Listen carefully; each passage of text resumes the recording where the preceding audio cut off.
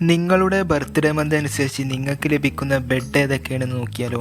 അപ്പോൾ ജനുവരിയിൽ ചോക്ലേറ്റിൻ്റെ ബെഡാണ്, ഇത് അടിപൊളിയാണ്. ഇതിൽ നമുക്ക് കിടന്നുകൊണ്ടൊക്കെ കഴിക്കാം, നൈസായിട്ടുണ്ട്. പിന്നെ ഫെബ്രുവരിയിൽ സാൻഡ്വിച്ചിൻ്റെ ബെഡാണ്, ചിക്കൻ്റെ പകരം നമുക്ക് സാൻഡ്വിച്ചിൽ കിടക്കാം. പിന്നെ മാർച്ചിൽ ഇതെന്താ ഇപ്പോൾ സാധനം ഒരു പിടുത്തം കിട്ടിയില്ലല്ലോ, പാലാണെന്ന് തോന്നുന്നുണ്ട്.